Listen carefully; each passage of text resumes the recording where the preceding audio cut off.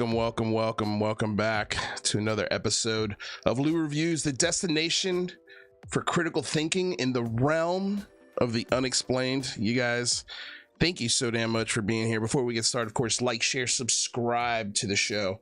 Want to say hello to everyone who's here in the chat, and we'll give it a couple seconds here before we start the show. Want to say hello to Justin S, False Garon, Dana Shadell, Flashback 01, Simon Fly, howdy, as they say in the USA.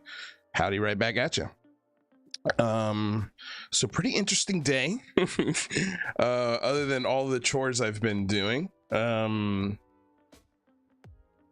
Had an interesting Twitter space earlier today in which an interesting new thing that I learned today. I mean, I always had the inkling, but today we got the confirmation about DJ from Calling All Beings. So we'll talk about that. We're gonna watch the second half of the Grush Rush interview from Jesse Michaels. We'll finish that today. But the first thing I wanted to talk about was this Hill sort of piece on UFOs, and it's let's go ahead and switch screens here. There we go. So the title of this video is UFO Review Board. Congress set to make a vote. Burchett calls the Pentagon, quote, war pimps. So this is Brianna Joy Gray and Robbie Sove, and they're reacting to members of Congress that are expected to create a new UFO review board. And by the way, we've got NASA coming out here this week. Maybe we'll cover that. To give their sort of assessment on what they, I believe, need to study UAP properly and what they've found so far, which is basically nothing. But we'll see. I still don't understand. Is Brianna Joy Gray an active lawmaker? How are these active lawmakers allowed to be opinion makers on television? I mean, I like Brianna Joy Gray, but I don't agree with everything she says, but I don't understand why. Anyway, I guess it's a whole separate issue.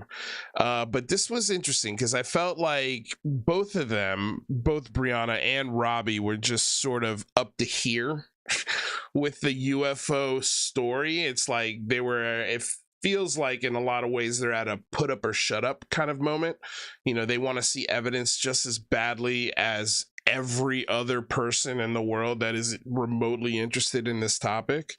You know, and when I say evidence, I mean evidence that will confirm to the rest of the world whether or not this phenomena is real or a fabric of human imagination and maybe even some mental illness. Who knows? But either way, we need proof. And so I found this sort of moment, especially the Hill, considering how much sort of propaganding they do on behalf of this UFO story. I mean, this all started with Sager and Jetty, who is now on his own sort of channel and still pushing the UFO narrative, especially through Jeremy Corbell. But I think the Hill recognized quickly that the UFO story is popular. It gets a lot of clicks. It gets a lot of interest. And so they have tried their best to continue this UFO narrative post Sager leaving the Hill. I don't think they do it as well as Sager, even though I completely disagree with everything Sager's doing. He's, to me, a little more educated, at least comes across a little more educated on the entire topic. But that's about as all I can say when it comes to Sager and Jetty and how he covers the UFO topic, because in my opinion it's some of the worst out there right now, and it also just makes me question all of his other journalistic reporting. You know, it seems like he's really pushing this narrative and he's ignoring all of the red flags when it comes to Jeremy Corbell, which is flabbergasting to me. I don't know how these big sort of faces in mainstream media and podcasting world are buying Jeremy Corbell's bullshit. I am praying to I think we'll see alien visitation before we ever see, you know, a person like Joe Rogan actually check Jeremy Corbell on some actual facts. I don't know which one will happen first. I'm going to put my money on aliens making themselves known before that ever happens to Jeremy Corbell. He just seems to be the slipperiest UFO prophet out there. It's so annoying. Anyway, let's check out this video and you guys can see for yourselves, and you know, we'll talk about it. Oh wait, let me turn up the volume for you guys, huh? That would be good.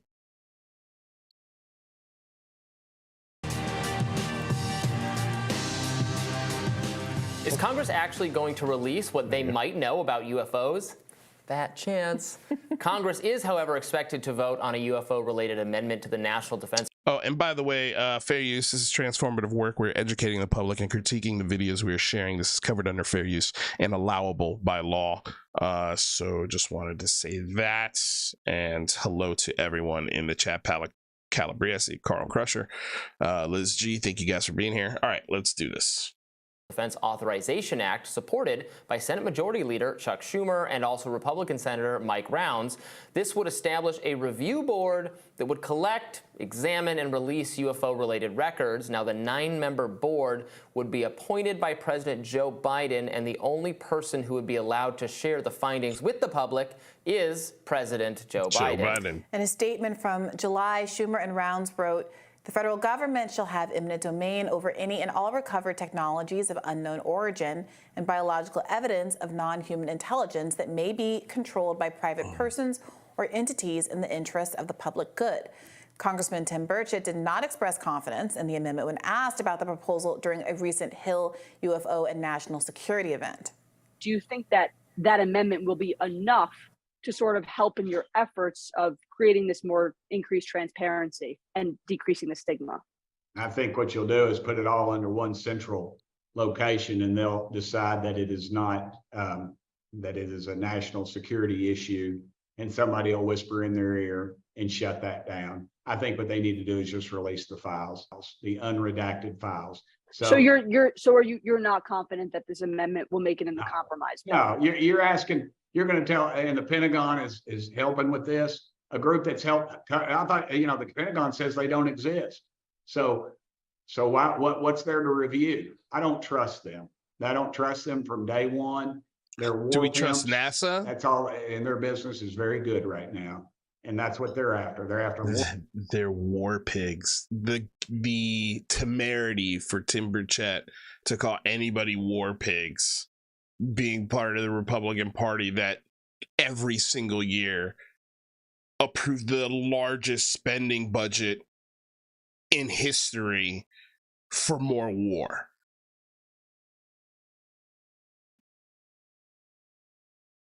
It's one of the most clueless lawmakers in all of Congress. More dollars, more of your tax dollars, and they don't need any more. They just need to release these files.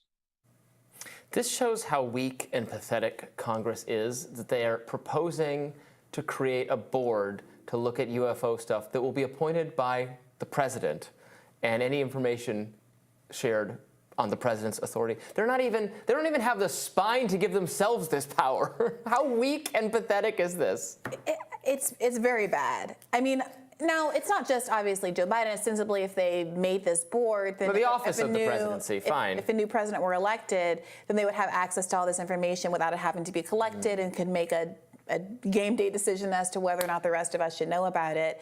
You know, it does feel like, again, the specter of national security concerns is being used to justify how all of these amendments and policies are being designed. There seems to be an acknowledgement or a mutually shared feeling that simply saying we're going to disclose this stuff as it comes out is not a viable plan. Ostensibly, the only reason I can imagine is because there's some claimed national security interest. But that national security interest, as we discussed before, is a limitless barrier to disclosures to the public. I just feel so gaslit on this topic. The Tell me about claims it, pal. are not being backed up with anything resembling substantiation. It's The claims are not being backed up by anything resembling substantiation. Like, they're sick of it. They're sick of it. They're over this shit. It's like, God damn it. Like, and then Congress can't even write laws that have spines, you know, or any sort of teeth that can get to the core of this information and the core of these claims. It's ridiculous. It's more of the, I know somebody who knows something, but I can't tell you who that is, and they're not going to come forward because they fear unspecific retaliation, even though this person would be you know, paraded around media. Would have no shortage of economic opportunities if that's the fear. If it's fear of, again, actual like it's so stupid to say, oh, I fear repercussions.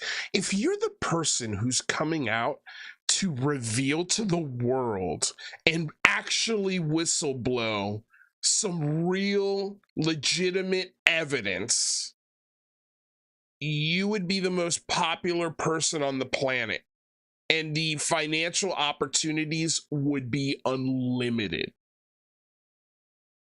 The movie deals, the book deals, the TV deals. Like, I would imagine someone would be racing. Somebody with some bona fides and credentials would be racing to the microphone to give actual facts and information, not hearsay, not trust me, bro, not I know a guy who knows a guy who knew a guy who worked in a program that says this is real, man. Actual evidence, a piece of the craft, an actual special access program hidden from Congress that reveals some kind of technology, patents, working or non-working technologies, whether it be prototypes, things like that. Like, genuine evidence, not a video with missing information, not a picture from only one camera and the rest is redacted, like actual data.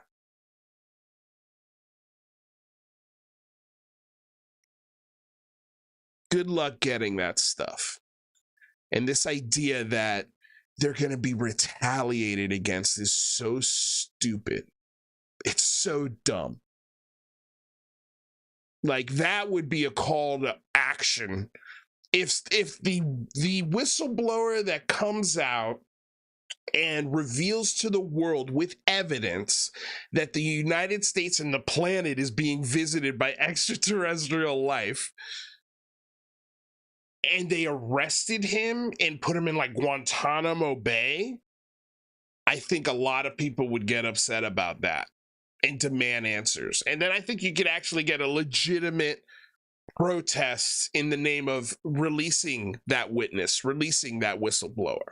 That would be actual retaliation, not this fake retaliation, this fake skirt around the information, trust me bro style, like Lou Elizondo and Dave Grush are doing, and every single other whistleblower and insider close to this topic.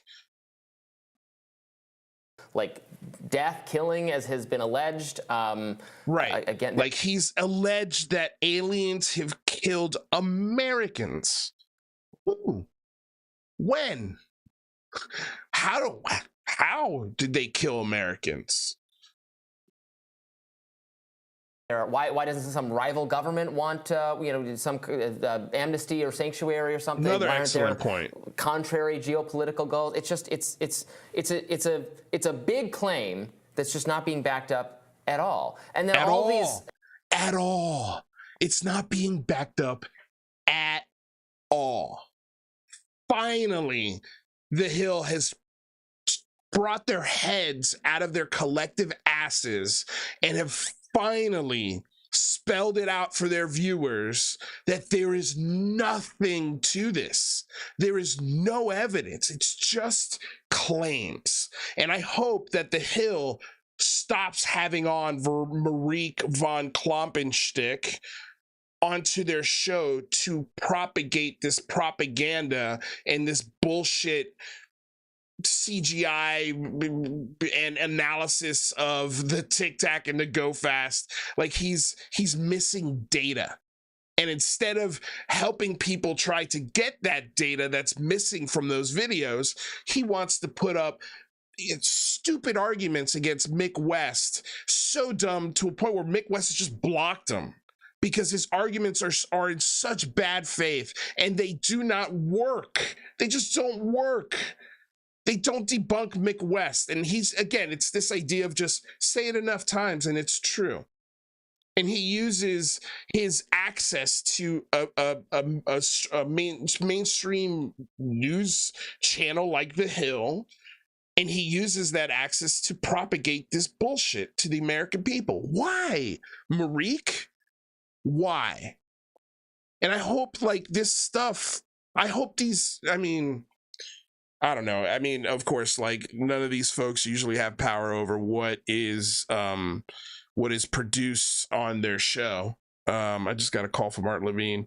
You give him a call. I'm gonna give you a call, Art. I'm so sorry, man. Today was a busy day. So man, it's just this is so frustrating, and I'm glad to finally see that The Hill at least has had one moment of clarity on this topic. And let's see what they do going forward. I mean, this was a couple of days ago. This was September 5th. So this was 7 days ago that they did this. So I don't think they've had any more UFO pieces since this. But we could look. And on that side, and then on the other side, all these puny efforts at disclosure and transparency that I support. I fully support disclosure and transparency. If there's nothing there, if there's something to it, I don't care. I want the American people, they deserve access to whatever is being hidden, whatever inventory is out there. I want it, but we are making no ground at all to disclosing this stuff. I was in Cleveland over the weekend, and there was a big air show that happened to coincide with my visit, and we watched some of it, and there were some very impressive, from a technological perspective, planes, including I was watching this one jet that can raise and lower like a helicopter. She's going to make a great point here. Propulsion coming out the bottom of the plane. Never seen anything like it. And I was reflecting on technology and what we understand about what our government's technological capacities are. The fact that this plane is 40 years old or something. All the planes that we're watching are quite old, despite being very impressive and despite still being very much in service. And reflecting on the likelihood, the comparative likelihood that what people have observed, these UAPs, are in fact new technology with objects that can move in new ways that are not known to the public versus whether or not they are alien craft. Because I do think that the government's interest in protecting its own technological advancement from being known more broadly by the public, by our adversaries, is much higher than their interest in not disclosing that some little green men landed on the planet at some point. Yeah, I don't know. I don't know. Yeah, nobody knows. That's the whole point. It's a big, confusing fucking mess. But MacArthur Lusant, thanks for being here. Boy, oh boy, the things that you are saying in this chat are hilarious. I support Lou Elizondo. I think he's the real deal.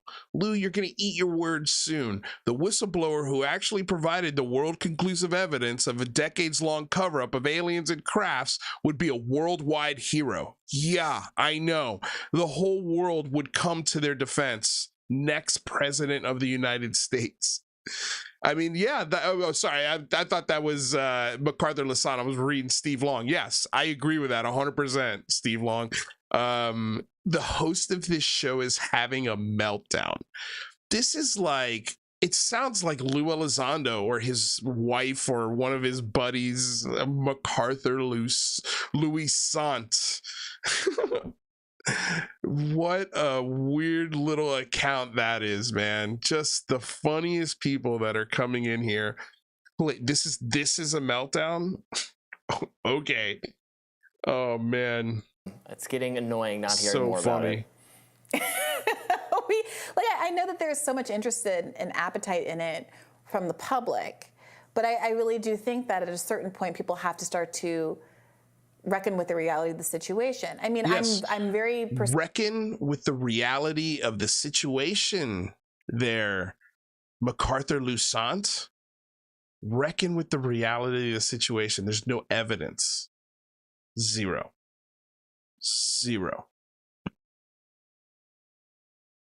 Persuaded by researchers like Dr. Loeb, who we've talked to a couple times now, that is studying the science, elements, material science, real things dredged up from the ocean floor through scientific. You can wrap your head around it. Well, it's not just that. I can wrap my hands around it. These are, they're like very small particles, but they're material realities in our world that we can study, and it's evidence-based science. When he's talking about why he thinks it's something that came from out of the solar system, he has mathematical models to demonstrate why he believes. Why are they showing the footage from that Las Vegas hoax / meteor? Oh man, so annoying.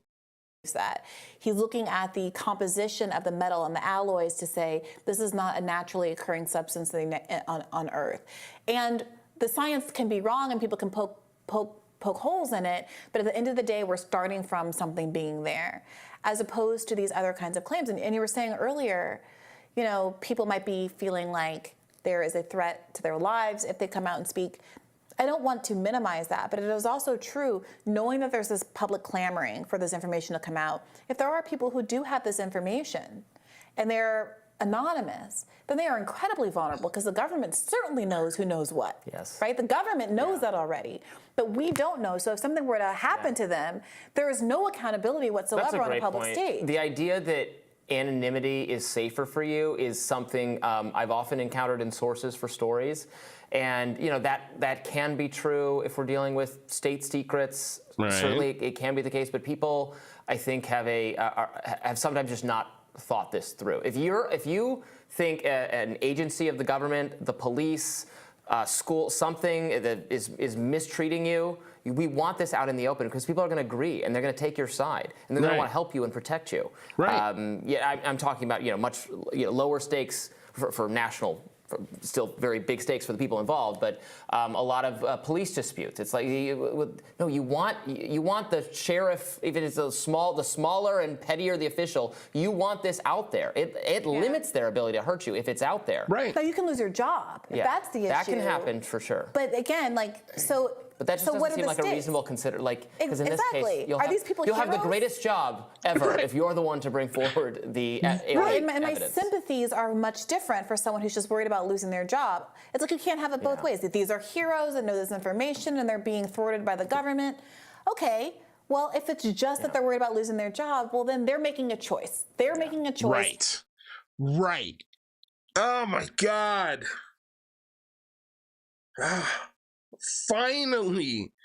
Finally, some common sense rationality. Take a cue there, MacArthur-Lusant.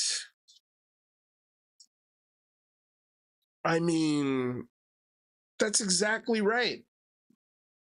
You're making a choice to not say anything, Dave Grush. You're making an active choice to keep the secret. Same thing with Ross Coulthart. Making an active choice to keep the secret of a crashed UFO so big they couldn't move it. George Knapp, Bob Lazar, you're keeping a secret. You're making the choice to hide element 115 from the world. You're making that active choice. You're making the active choice to ignore Eric Weinstein's invitation to grill your ass.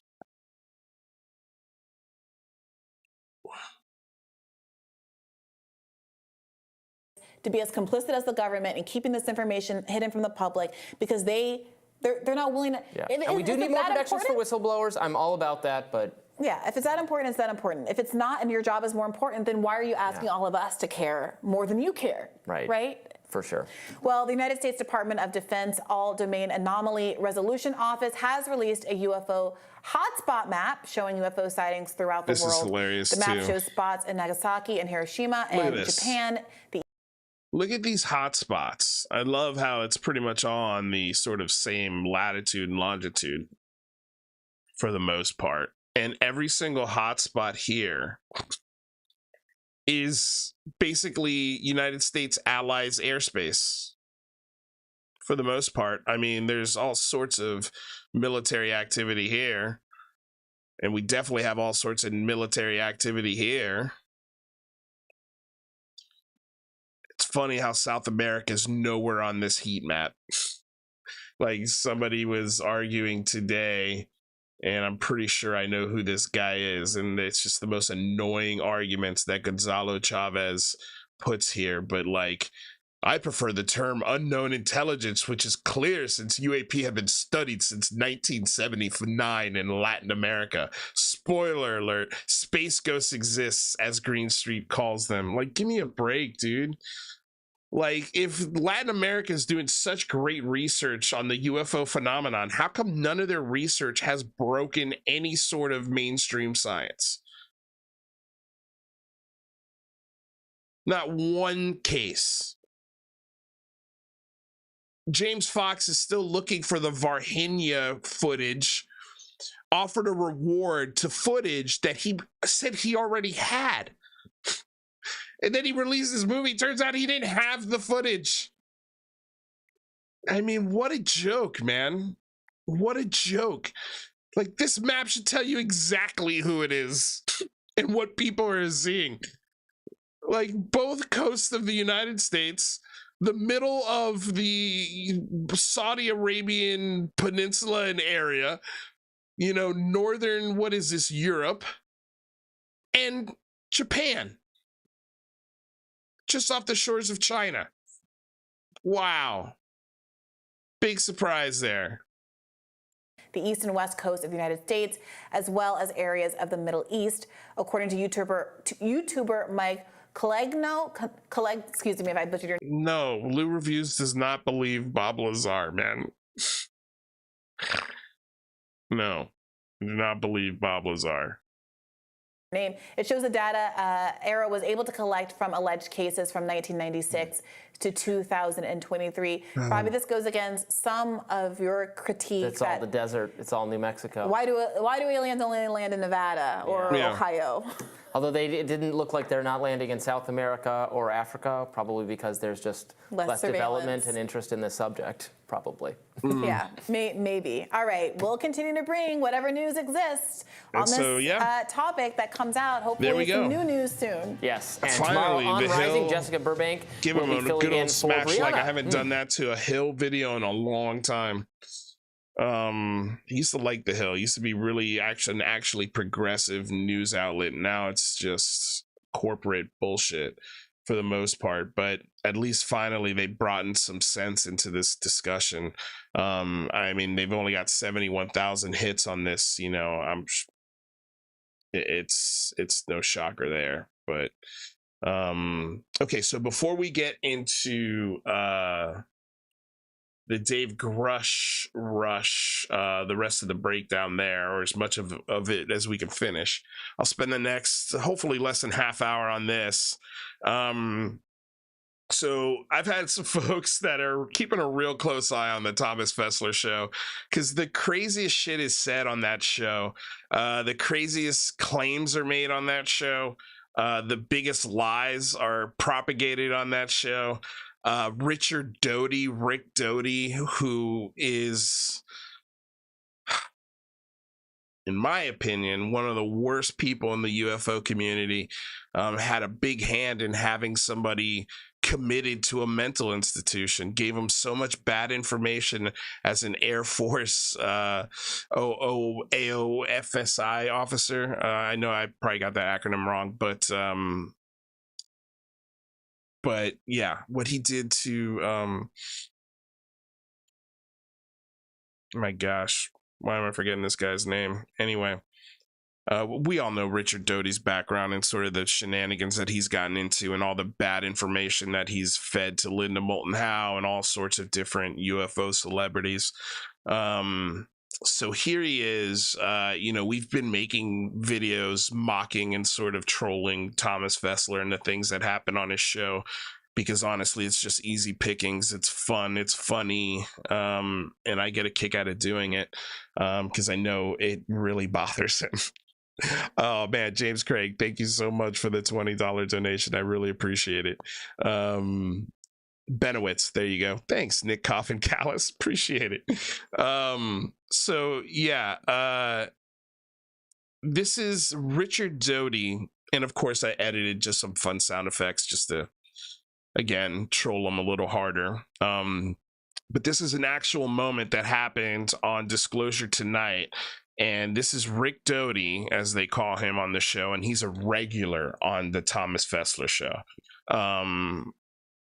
This is him making a veiled threat to the people that have been giving what he says. Finally, somebody actually translate. I couldn't understand what the hell he was saying, but putting pins in the Thomas Fessler doll like a voodoo, like somebody's putting pins in him and causing him pain.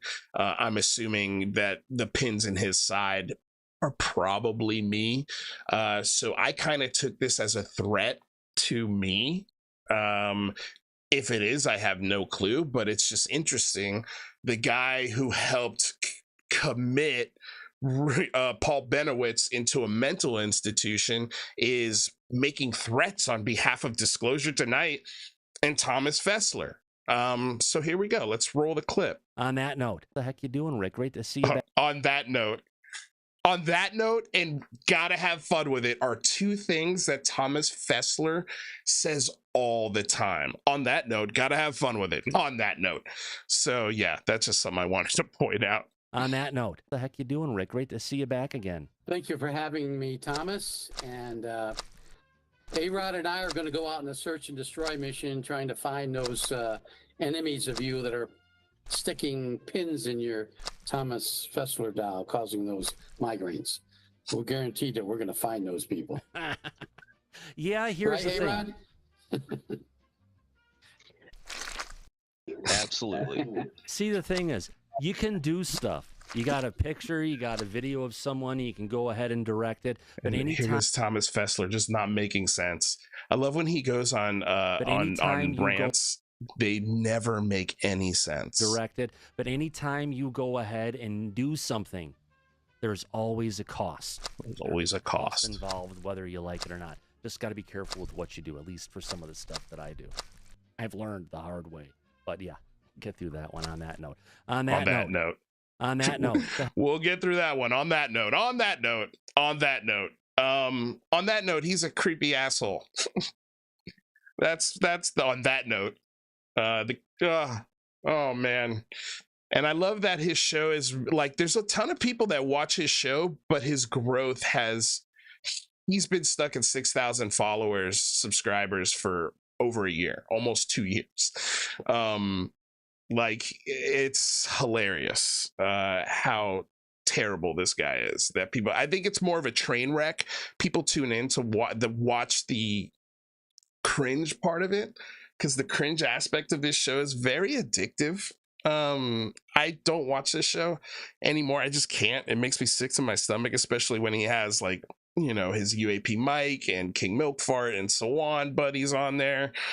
They love making threats. They love making fat jokes. Just, that's his favorite thing to do. He loves to call me Buffet Lou, like as if that's an intelligent insult. It's, oh my God, dude. The lowest common denominator of humor. Just so bad. He vacuums his dog shit up. He vacuums his dog's poop with a vacuum cleaner. And he lets his dog shit in his house. I think that's just a normal thing in the Fessler household, where the dog just shits all the time. It's gross. I mean, picking his feet during a live stream, all sorts of fun stuff, man. I mean, it's a train wreck. And so I love that I got like a little army of people that send me clips and timestamps, and then I go in and just edit little videos of him. And he loves erasing these moments. He loves erasing moments where he has said some really vile, awful shit. He still hasn't answered the question about where his producer Gary is. How come he's been silent on the email that I got from his producer? He can't answer those questions. He can't answer the questions of the claims that his producer made. He tried to take the fall for the whole Lou Elizondo and Thomas Fessler and Rob Heatherly looking into people's backgrounds so they could dox and try and discredit them based off criminal records or whatever the fuck they were looking for. Just really creepy shit. Really creepy shit. Yeah. Anyway, it's just interesting to see that Rick Doty's now making threats on behalf of this guy. This guy. The vacuum cleaning shit monster that is Thomas Fessler. Ugh. Oh man, and his buddies. It's great. It's absolutely great. Yeah, I mean, like, too lazy to take the dog for a walk. Like, dude, like, you know what time your show's coming on. Take the dog for a walk before you start your show. Like, what is your scoop, man? What is your deal? What is your deal, dude? Okay, so that's as much as I want to talk about that guy and devote that. I devoted 7 minutes too much to Thomas Fessler. Okay, so the other thing I wanted to chat about real quick, and this doesn't have a video or anything, so I'll switch the main camera here. Let me grab a drink. We're going to get to the second half of the Jesse Michaels video here in a second. So there was a space hosted today by a guy named Kimball who reached out to me yesterday. He was in the chat yesterday here for the show when we were doing the watch party, and he asked if he can interview me, which I was like, no problem. I'd be more than happy to answer any questions you have. And he hosted a space today, and in that space there was a lot of very interesting things said, and it seems like every time I do hop into one of these spaces, and it's not often, sometimes I get invites. I just, depending on what I'm doing, I may or may not hop in. Today was my day off, so I kind of had some time. But the thing that I learned in that space that was really interesting was the fact that DJ from Calling All Beings was making phone calls and convincing people to not come on my show and suggesting to people to not associate with me. Basically, you know, silent boycott my show. If I invite him as a guest to say no to me, you know, it was very tribal. It was very, you know, like this idea of like Lou Jimenez has insulted and gone after Lou Elizondo there, and we can't stand for that, right? Like we can't have that, right? And hopefully we'll get a recording of this, because it was you know, it was a public space. I'm pretty sure someone caught a recording of this clip. But it was just interesting to hear that DJ from Calling All Beings is doing that on behalf of, I believe, Lou Elizondo. And I've given this story about UAP Mike leaving a threatening voicemail on Nathan's phone, to a point where Nathan was so concerned about it that he called me. He called me worried about this voicemail that he got from UAP Mike and his wife.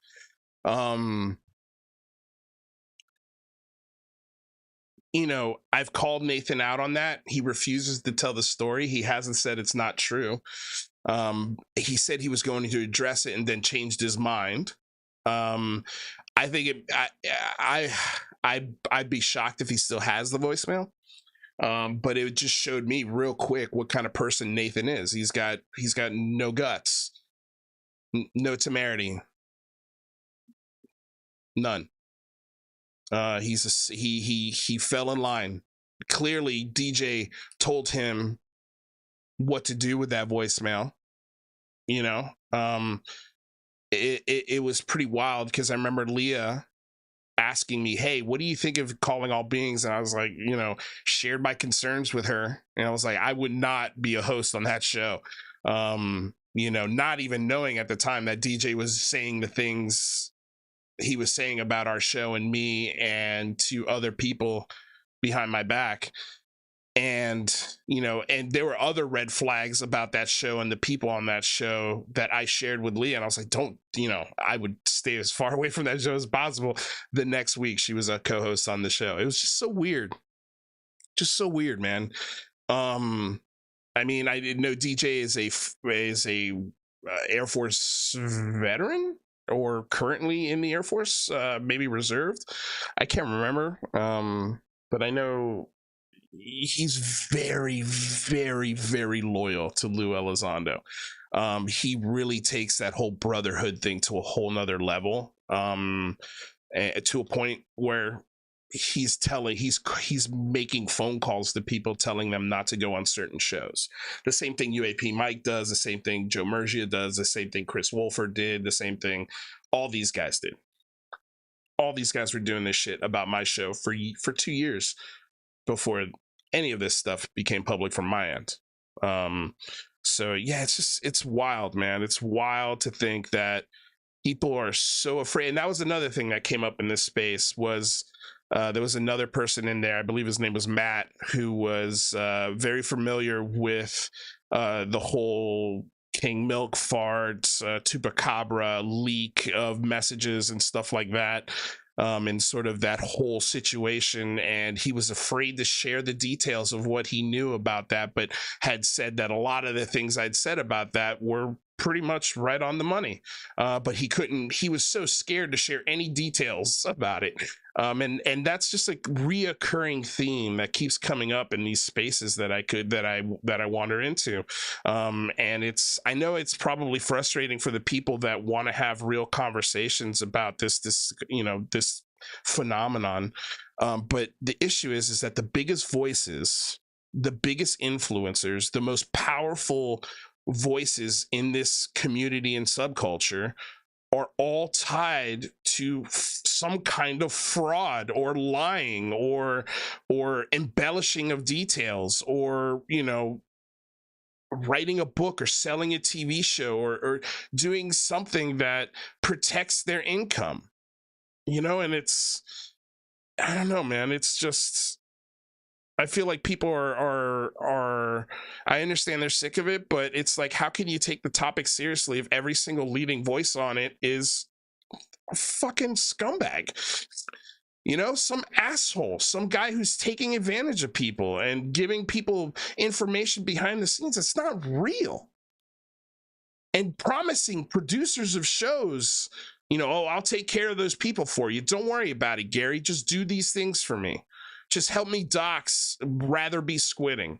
Help me destroy the Unidentified Celebrity Review. It was Rob Heatherly and Thomas Fessler that made and Richard Butt that made the whole Comegate thing a big deal. Like, it's like, you didn't even address the issue with the sentence. Like, it's just gross, man. It's just gross. And so I just found that really interesting, because nobody had ever confirmed it for me. I had just had hunches, you know, based off interactions and things that people were doing, and every day I become more and more right. Every day more people come out and share their experience. Every day more people reach out to me about how they've reported King Milkfart and all of his buddies and all that whole harassment sort of tight-knit group of just dickheads. You know, just absolute sycophants. Yeah, man, it's just so it's exhausting. And this is the part of it. I mean, I don't want to talk about this shit. I don't, like, nobody wants to talk about this, but unfortunately it's the elephant in the room. It has to be addressed. It has to be addressed.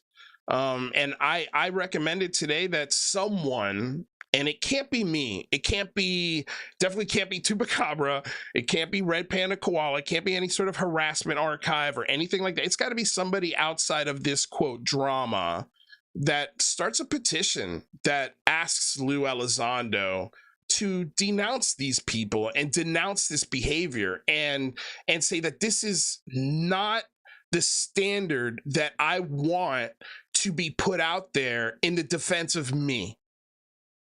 And that's a legitimate petition that someone should start, because Lou Elizondo follows these guys. He's laughing behind the scenes. He's going on the Thomas Fessler show. They're talking shit about me while they were going on my show behind the scenes with Thomas Fessler. Like, they're conniving, they're liars, they're posers. They are posers. And it's so, I don't know, man. I don't know how much more clear we can make it for you guys. And it's funny to hear a lot of the people that had a big issue with me last year, you know, in November and December after the Big Phone Home 3 are now coming back and apologizing and saying, shit, you guys were right.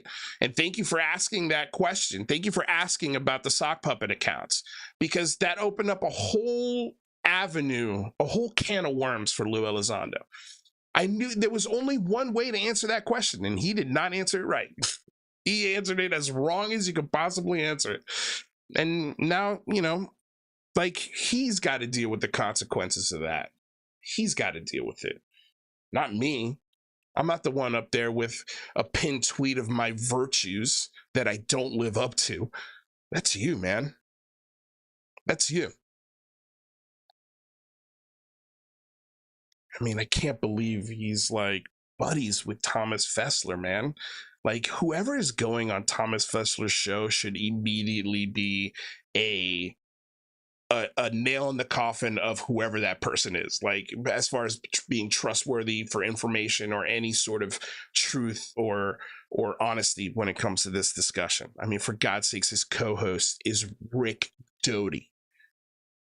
And the amount of co-hosts that this guy has burned through in the 2 years that his shows existed, how many people have been part of his show and are no longer part of his show that hate him. I mean, for God's sake, Greg O'Brien is in the chat right now. He used to be a big part of this show. It's a joke. It's a joke. Anyway, okay, let's get on to the old Dave Grush, rest of this stupid it's a documentary.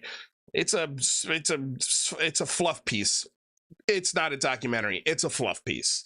This is a total fluff piece. We got halfway through it yesterday and I had to end the stream because I went and go live my life. I went and cooked dinner for my girlfriend. You know, I enjoyed the rest of my day. I was going to do this whole thing, but I just couldn't. And also, like, I have to stop and comment as it goes along. It seems like folks enjoyed it yesterday. Some folks didn't enjoy it. Again, I'll include the link for this video in the description below. I'm also going to move this fair use banner just over the video, so this way there's no issues later on down the road.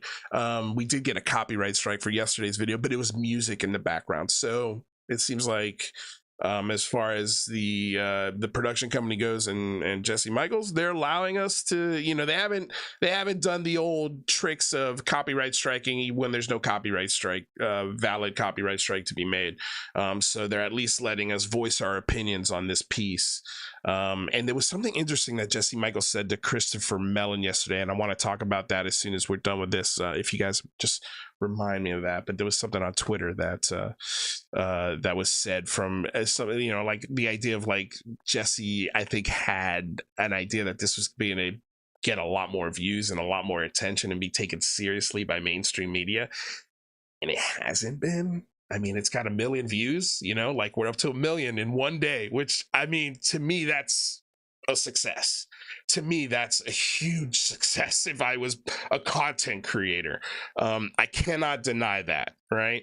But again, there's no information, there's no evidence, there's no tells me everything in this fluff piece. Nothing at all, at least not so far halfway through, and I haven't heard anything since this interview dropped for as far as new facts. The only thing people are talking about when it comes to this video is the thumbnail, which we talked about yesterday, and I could definitely pull up again because it's worthy of pulling up, because it's hands down the craziest, shittiest thumbnail that could have possibly been linked to this interview if you wanted to make Dave Grush, you know, look like a credible person. I mean, this is, look at this.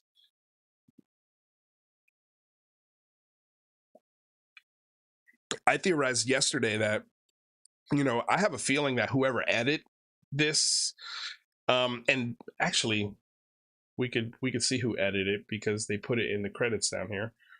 Let's see, edited by Brian Felber.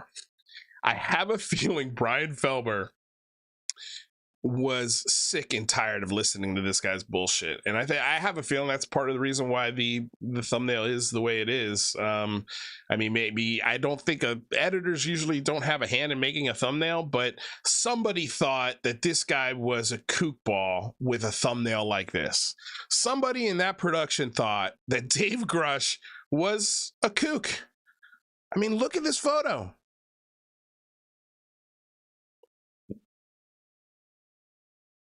It's wild. It's absolutely wild. Okay, let's get on with this. General that, you know, Verbraughn worked for back in Germany. Yeah, we left off on scientists looking at anti-gravity and the whole history of this shit that's been rehashed now for the umpteenth time. Their existence can no longer be denied. You know, it's kind of like getting red pilled in the Matrix. It's like, whoa, holy shit! Reality is like way crazier and weirder than I thought. I mean, he's basing his information off of this.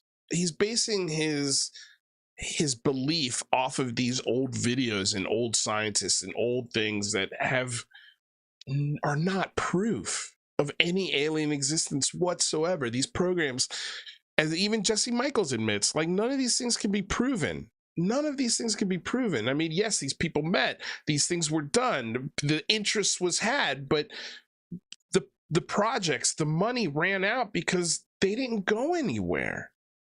Like, are you telling me like independent people are investing into this technology and they made a breakthrough and didn't capitalize off it in America? Nah, we'll save the anti-gravity for the military. Like, where do you think you're going to make more money in that application? In military or the public sector? Anti-gravity. Like, come on, man.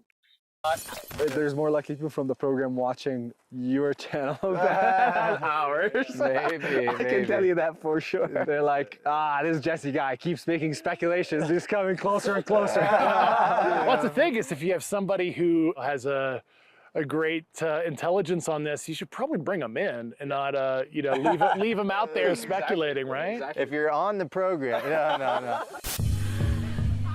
Mine's strictly the nightmare type.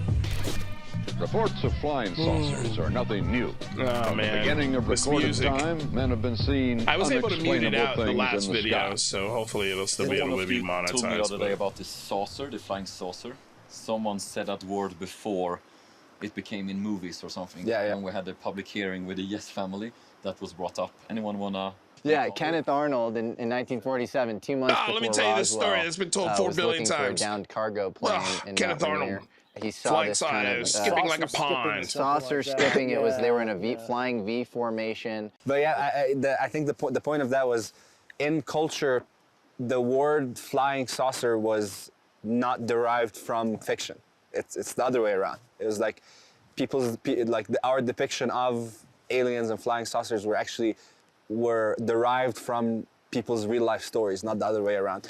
And that's always a misconception about. Yes, but this is an important conversation. I don't know if you have an opinion on this, but books like American Cosmic by Diana Pasulka and Passport to Magonia by Jacques Vallée do talk about how the noble mythology of the time, whether it's the religion or media, do play somewhat of a role in sort of shading how you recollect an experience. So the classic example is Betty and Barney Hill in 1961.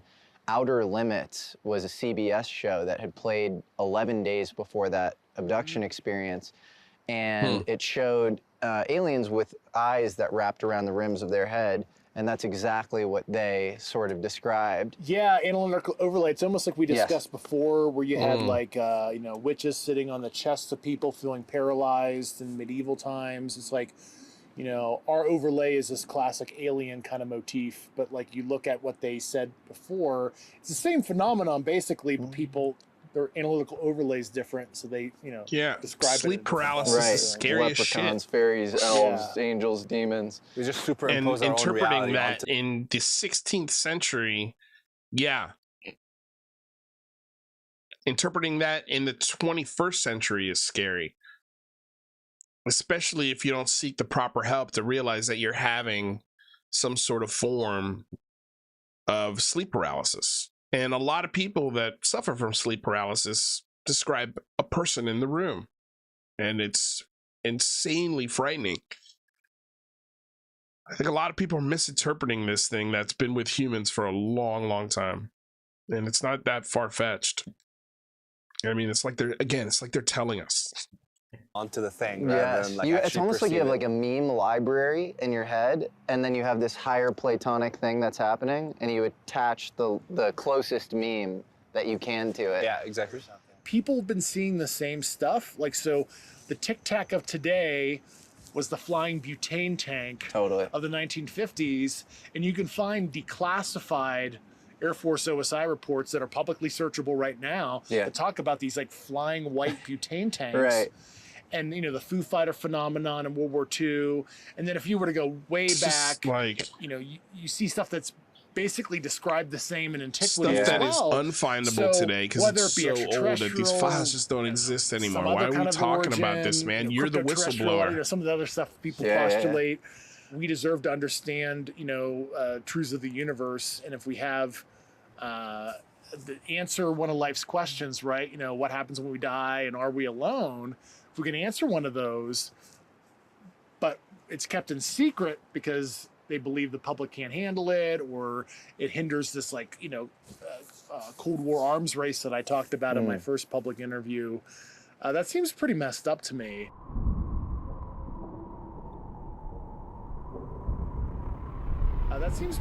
What do you think about elite interest in the topic? So the Rockefellers funded Stephen Greer in the 90s. And John Mack. And John Mack. Yeah. And they funded the Princeton Parapsychology Lab. Then you have Chris Mellon, who's a Melon, obviously sort of interested in the subject. I think there are letters between Lawrence Rockefeller and Hillary Clinton in the 90s where he's sort of pushing for disclosure. That's right, because I think was David Rockefeller also involved in that? And it was like a Camp David meetup in the 90s. And she's holding the book by Paul because he Davies, goes Are to We UFO Alone? And there's a cons. photo of that, and it's wild. Certainly, if you use the Rockefellers as the most prominent example, there's certainly called old money elite interest. And maybe it's because of their interest in frontier science, or who knows. I've never talked to the Rockefellers. I have no idea what spurred that interest on. But they were certainly pushing for transparency on the issue, and that's one of the most influential families in America, right? It is important in any scientific process to try to maintain the null hypothesis for as long as possible. And actually, Kuhn, who wrote the Structure of Scientific Revolutions, talks about this, and he was friends with John Mack, who was the head of the Harvard Psychiatry Department, who tried to maintain a null hypothesis and say, I don't think this is real. He was actually.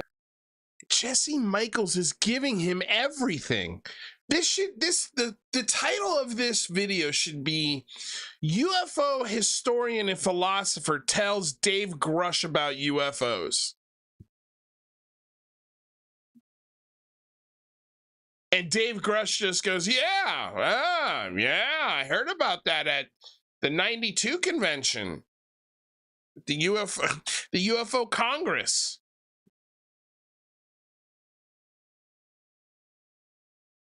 Actually a private clinician. He started to see people who would bring up these alien encounters. And I think the thing that's really important for people is just the amount of credentialed people that once they start to have an open mind and actually genuinely inquire, and usually these people start to take it seriously. Yeah. Like I have a good friend, Eric Weinstein, who's, is a pretty well-respected, public intellectual. I used to just wax poetic, say, look, like, this is real. I promise you this is real. And he used to think, I think his quote is like, this is the one area where you had brain damage. You would not come off of this point, and I was convinced that you were brain damaged on this one issue. No, I really was. And now, I think, he oscillates, but he's pretty deep into the history to the point where he's he's bought in that this is at least something worthy of investigation. Yeah, I mean, there's certainly some scholarship I don't think anybody there, can whether it be deny Jacques that. Vallée. Let's investigate it. Let's investigate it. I think everybody can agree there. I think where I disagree is why are we entertaining this guy? Because he's not helping us do that. He's not helping us investigate it. He's not bringing any answers. He's not pointing anyone in the right direction. He's not whistleblowing. Here we are, 90 days, over 90 days since this guy has become public, and we've got nothing. And that's just not my opinion. That's fact. That is fact. You guys need to deal with that reality.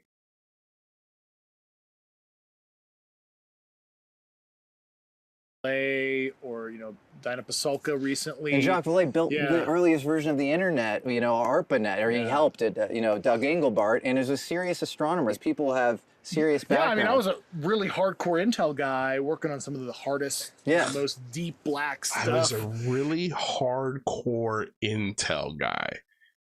Who describes their job like that? An actual Intel guy. Can you be a little more specific? I was a super hardcore Intel guy.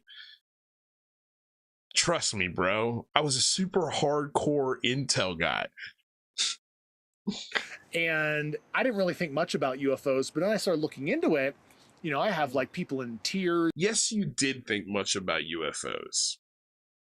You were going to conferences, you were having conversations, you were buddies with all of the biggest names in this discussion. So that's a lie. That's a lie. I mean, for fuck's sake, you met Jesse Michaels 2 years ago, we found out in this interview. You've been planning this for 2 years at least. Years, like, you know, naval officers, pilots, etc., wanting to tell me what they literally saw, and either a lot of people were having psychological breaks. There's a lot of weird weather phenomena that manifest themselves in physical, tangible, like metallic-looking craft that are close.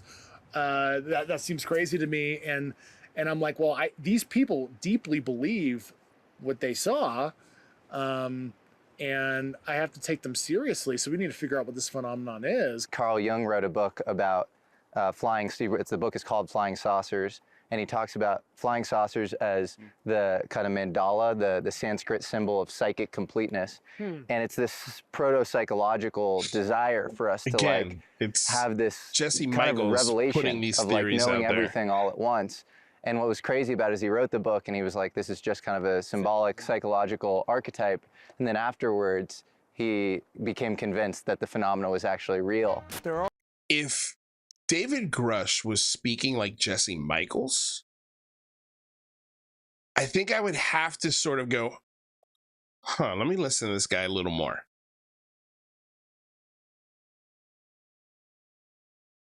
Like if they just swapped roles, if Jesse Michaels was the whistleblower speaking the way he's speaking in this presentation here, this is the Jesse Michaels show. What is this? The Jesse Michaels hour? I think it would be a lot more intriguing than just, yeah, that's what I thought. Yeah, I mean, could you imagine? And all of these programs are publicly available to check out. Like, I mean, look at this. Like, I mean, I could name the companies and the programs that are allegedly hiding this stuff, but nah, why would I do that when we have Jesse Michaels here to just take us through the history of this? It's so silly. There are things flying around up there that we haven't fully identified yet. Roswell's a very interesting place with a lot of people that would like to know what's going on. There's footage and records of objects in the skies that we don't know exactly what they are. We saw a bright light appear in the distant western skies. Okay, at this point in the video, you might be thinking there's actually a decent amount of evidence for UFOs. Nope, I'm not thinking that at this point in the video. You're thinking that. You believe that. I am not thinking that at all. I'm sure the 1 million people that have watched this, 37,000 of them agreed. Yeah, they're with that. Only 37,000 likes on this? Can I give it a dislike? I'm going to do that. Just because I'm petty like that. I mean, I do like the production level. I said this yesterday. There are parts of it I do like, but for the most part, the information is just shit. It's terrible. It's terrible information. Anyway. So why are people so reflexively and often smugly dismissive of the topic? No to predictions. I wonder why. I mean, for God's sake, Aaron Weinstein said you were brain damaged in this area. Maybe it's not them. Maybe it's not them, Jesse. I mean, for fuck's sake, ask some real questions of these guys, man. Listen to some of the critics that are bringing up some genuinely great questions to these guys. And then let's see how accepting of this reality you are then. No to aliens. Well, on the one hand, it's a fair reaction. There are a multitude of profit and attention-seeking charlatans in the space. People who have absolutely no interest in pursuing truth. And there's a couple of them here in your special thanks. Gary Nolan, Hal Puthoff, Jacques Vallée, Michael Masters, Diana Pasulka, for sure.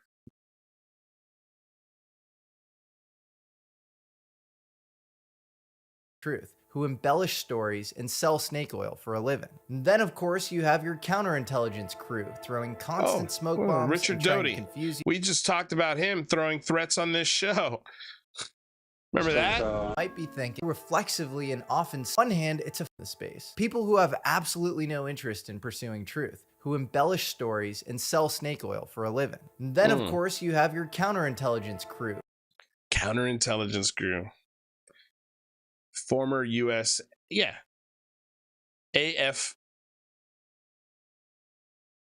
USAFSA? Anyway.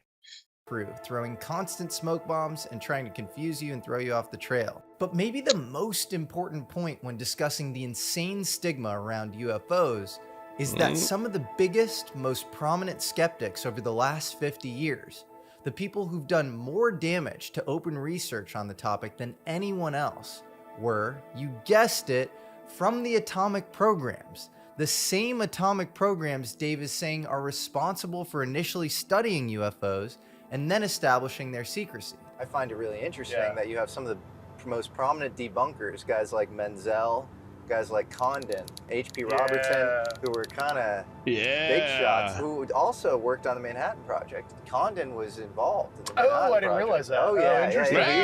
I didn't realize that. Interesting. Yeah, that makes so much sense. Oh my God, this guy is, I'm sorry, man. Like, in my humble opinion, this guy is so full of shit. And there are professionals that have said that, you know, you don't have to take my word for it, that's for sure. But with all due respect, I think he's full of shit. He hasn't provided anything except division and a fuckload of confusion. He worked with Vannevar Bush a lot. Oh, really? Oh, yeah. Oh, wow. Surprise, surprise. Edward Euler Condon was a mid-century quantum physicist, and no single person is more responsible for the marginalization of UFOs than this man and his famous Condon Committee. This 1966 investigation into UFOs was paid for but supposed to be uninfluenced by the Air Force. But we now know that Condon was actually coordinating closely with Air Force officials like Colonel Robert Hippler, who had expressed clear written desire that all previous UFO research be shown as a waste of money. The Condon Committee's report dealt a death blow to UFO research in the second half of the 20th century. The backstory here is that Condon was very deep in the world of atomic secrets. Not only did he study with Robert Oppenheimer under Max Born in Germany together in the 20s, He's sometimes credited for helping Oppenheimer pick Los Alamos as the site for the Manhattan Project. Condon knew the area well, having grown up around the corner in Alamogordo. He also recruited a lot of the project's early staff and wrote the Los Alamos OSI, Primer, that's a what it was, document Tom all Johnson. employees had to read before arrival. Then, in 1946, Condon helps draft the McMahon Atomic Energy Act, which again, Dave is literally saying establishes the framework for UFO secrecy. The McMahon Act of 46, which was the predecessor to the Atomic Energy Act of 1954, the guys that were involved in Manhattan were overlaying the same ecosystem of secrecy in some of the same ways. Is it that shocking that the United States military put a level of secrecy over nuclear research?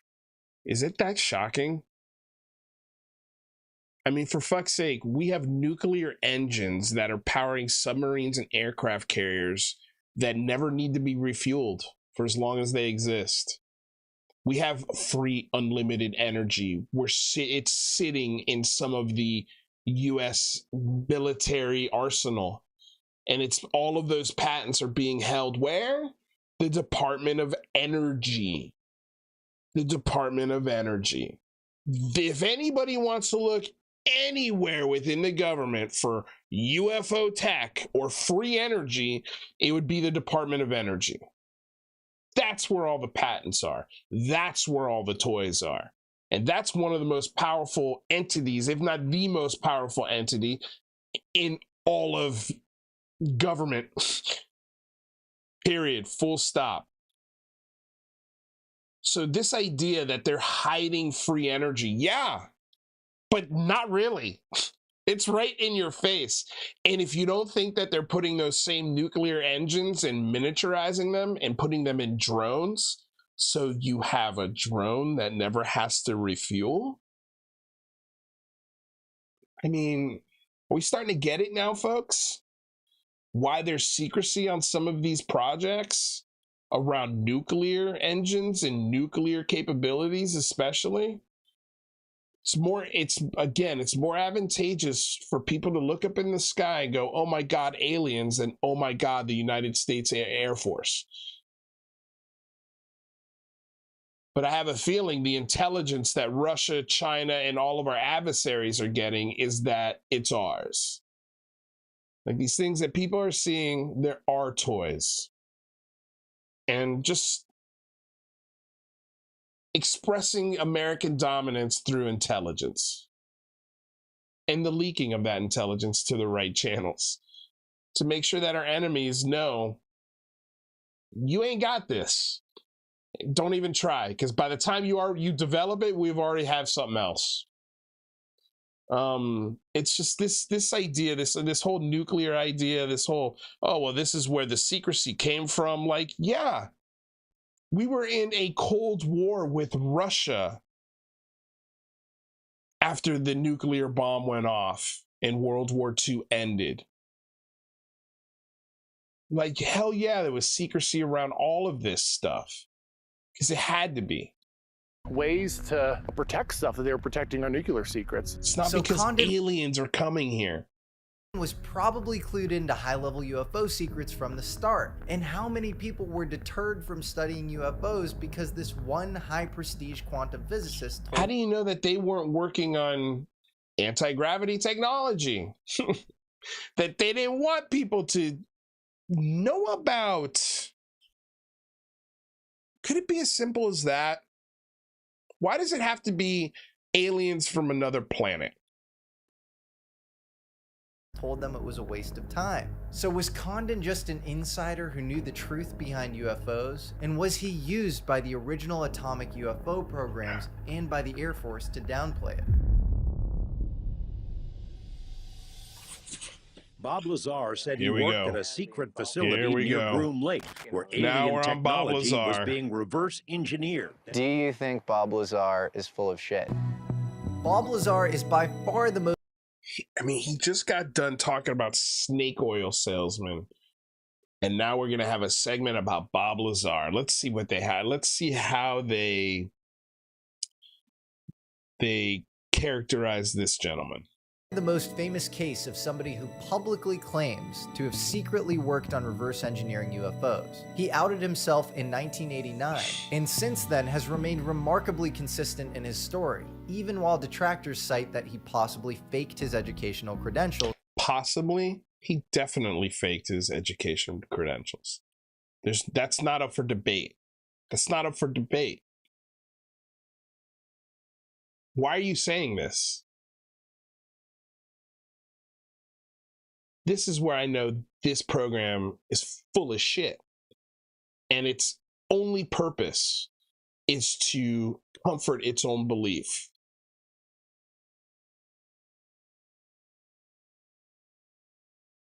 So frustrating that you're saying that to 1 million people. At MIT. He ended up actually recently going on Joe Rogan, and it's still like this bizarre split where like so many people are like, he was right, and people are now using your testimony to say he's totally vindicated, and then the verdict's still out, because Why is Dave Grush's testimony vindicating Bob Lazar? He didn't give the location of the sports model or Area S4. He didn't give any programs connected to what Bob Lazar claimed. How does anything that Dave Grush validate Bob Lazar? A lot of ufologists or UFO people that I really respect are just pretty skeptical. So I don't know if you have a take. I mean, I'm certainly different than him. I came at it from a different angle. I have no information on Bob Lazar. I have no information on Bob Lazar.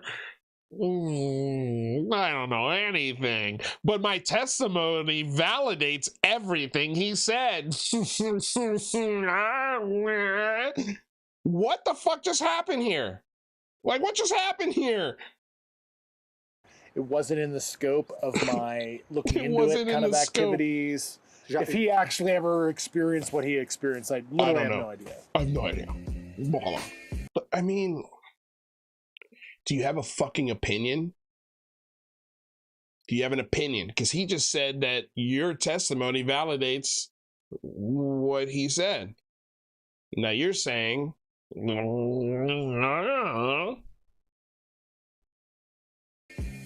honestly, I go back and forth. Look at Jesse's face when he gives this answer. He didn't like it. If he actually ever experienced what he experienced, I literally have no idea.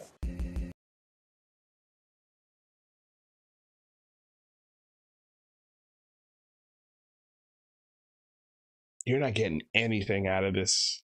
I mean, that face right there is the face of, come on, man, give me something. Give me something. UFO whistleblower Dave Grush tells me everything. So far, an hour and 8 minutes and 15 seconds into this is the face. I mean, you can't even get an answer on Bob fucking Lazar. Like everybody's got an opinion on Bob Lazar, but it's no longer an opinion that he faked his education credentials. That's a fact. That's a fact. I mean, it's so funny to me that people think the United States government would hire somebody who got arrested for running a brothel and bribing people and secretly filming them in the brothel to bribe them later. He admitted to it. Does that sound like somebody that the United States military would hire to work on the biggest secret and most advanced tech known to man? And he's been really inconsistent with his story. It's changed quite a bit. There are moments of it that are very much a repetition for him, but the story's changed and he's profited a lot. Just go look at his IMDb. He's got over, I believe, 15, 20, 30 credits on there. Like, it's kind of silly to think that, or to claim that he hasn't made money from this. It's such bullshit. And again, another whistleblower that has claimed to have element 115 still claims to have element 115, still infers it, and yet won't bring it forward for the world to see in the most interesting and open time. Like, if there was any time to bring forward Element 115 without fear of going to prison, right now would be that time. But Jesse Michaels isn't sure if he faked his education. Clearly shows he hasn't done any it's either A, he hasn't done any research on Bob Lazar and is just buying it for what it is on face value, or B, he has done his research and doesn't like the answers he got there, and it's just not going to mention them, not going to mention the red flags or the inconsistencies in Bob Lazar. And then he's going to ask David Grush, the person who validates his story, his opinion on Bob Lazar, and guess what? David Grush doesn't have one. Doesn't have an opinion on Bob Lazar. Fuck, man. This is the most useless interview ever. Honestly, I go back and forth on whether Bob Lazar is telling the truth all the time. Go back and forth. On the one hand, the guy sells illicit chemicals on a sketchy website, invested in a brothel, and seems like a petty con man and criminal. But on the other hand, he definitely has some engineering prowess. He strapped a jet engine. So what? These jet engines, the diagrams for some of these engines were in the back of science and comic books magazines at the time. Like, the engine that he put on his bicycle was something that was sold in a magazine. Like, he wasn't that brilliant. Like, come on, man. Just because you built a rocket and put it in a fucking Honda doesn't make you a genius. It makes you good with rockets and putting them on things that don't need rockets. Why does a Honda need a rocket booster in it? And a hatchback Honda. I mean, like, of all cars, to put in a fucking rocket engine, you choose this? This is impressive to you? To the back of his Honda. He may have actually met with Edward Teller, and he may have met with Edward Teller? Did do some work at Los Alamos. Finally, his story just seems so consistent. He really doesn't seem like a guy who thinks he's lying. Look, there's a lot of weird stuff about the Bob Lazar story. His story's been absolutely consistent since the late 1980s. It's a classic intelligence tactic to give people 95% correct information and 5% false information. You can track the flow of information by the uniquely false details in it, and you can easily discredit the leak. Bob Lazar would hang around some interesting characters, guys like John Lear, John Lear, the godfather of conspiracy. John Lear, who was friends with Bob Lazar before he interviewed at Los Alamos and apparently got the job at Area 51 and S4. The story goes that Bob Lazar had his interview to work at Area 51, and the first place he went was John Lear's house and told him about the top secret interview to work at the most classified base in the United States. The first thing he did is go tell John Lear about it. Like, does that sound like somebody that would get hired by a intelligence firm or community or subcontractor of any kind? Do you think that the security check, once he left that office after that interview, didn't also include them knowing that he went first to John Lear and told him all about the top secret interview? Like, this is not a credible person to be putting on the table to confirm Bob Lazar is telling the truth. Who flew cargo planes for the CIA in the 70s. Lear definitely seemed to spread disinformation in other cases. He was also the son of Bill Lear, inventor of the Learjet, who may have been involved in the original UFO program. My question is, did John Lear manipulate Lazar into spreading a bunch of pure disinformation? And so Lazar's claim that he worked on UFOs. Now John Lear's manipulating Bob Lazar. Was all a complete lie? Or was Lazar just a disclosure test for Or were they just buddies and made up a fucking story? Maybe that. Maybe they were just Bob Lazar, John Lear, and Bigelow and George Knapp were all buddies back then. They all hung out and visited brothels and did crazy shit together in the 80s and 90s before the internet. Man, just so funny how he ignores all of that history. He's on the fence. For Lear and others around him. Let's see how the public reacts to this guy. He's easy to discredit, but mostly telling the truth. Personally, I'm not sure what to think and would love to meet Lazar myself and ask him what he meant when he told Jacques Vallée about the liquid he was made to drink and the memory lapses it caused. Oh my gosh. And about his relationship with John Lear. There's probably a small contingency out there that says the U.S. needs to... And I just so everyone also knows, at the end of John Lear's life, or towards the end, right around the time of Jeremy Corbell's documentary, they all had a falling out. That's why John Lear didn't show up in the Bob Lazar documentary. I mean, if it wasn't for John Lear, the world wouldn't know Bob Lazar. That's who introduced him to George Knapp. That's how they all became buddies. And they concocted this UFO fucking fantasy that they've been selling for the last 4 decades. And they've made a lot of money, and it has won them so much influence that they're sitting behind David Grush in a congressional hearing. They've got front row seats. If that is not a red flag for you, then you are stuck in a very, very, very sticky belief system.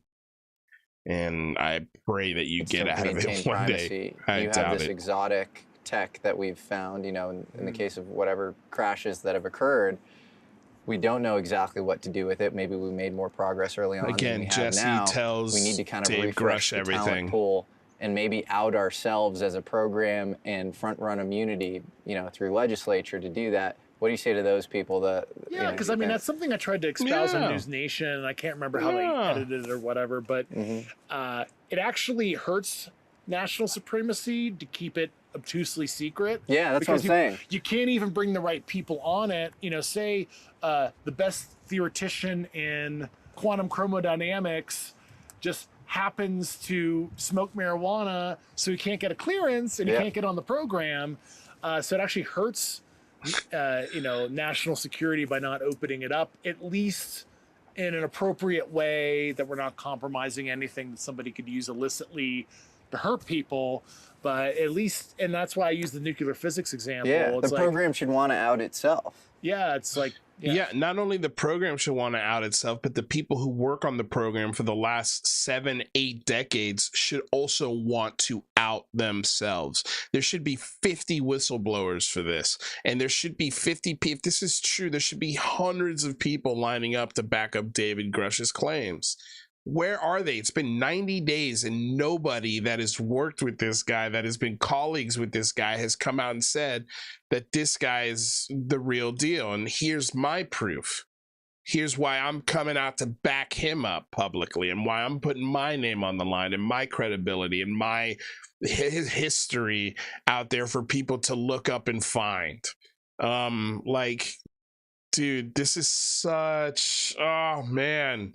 Yeah, how many more red flags do we need? But generally allow it to be studied openly, but there's absolutely like no cogent plan that I'm aware of to do so. Yeah, I know. You're not aware of shit. You don't know anything, do you think that these reverse engineering programs have made any progress, or do you think? Yeah, I do. I just don't think they're going to scratch. Because if they did, we would own the skies if they had it. Isn't it in their best interest to just get immunity for themselves and try to refresh the talent pool? If these people Thank you, Steve Long. I see you, buddy. All old appreciate and it. Completely compartmentalized, and they haven't made, you know, in the Wilson memo. They're completely arrogant. Again, the Wilson memo. I mean, like the Wilson Davis notes are the dumbest thing in ufology.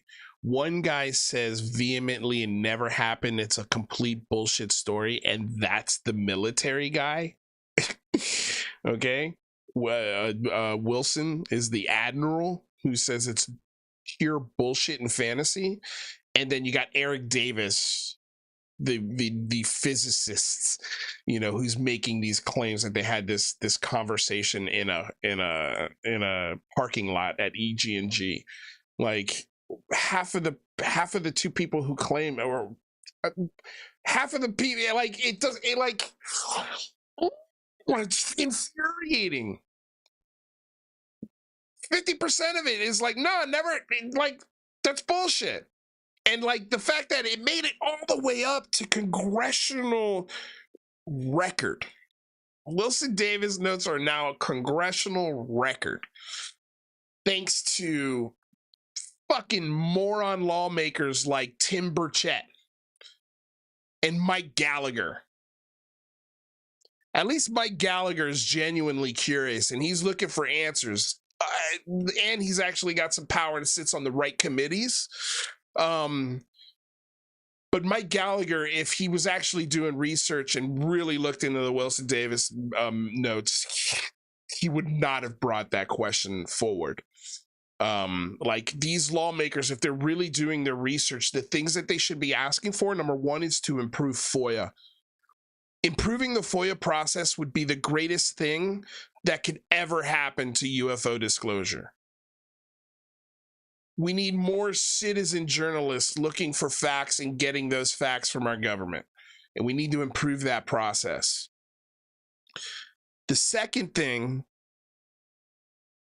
what is the second thing? Oh, yes. The second thing that lawmakers should be asking for is the missing data on the information that's already in the public realm.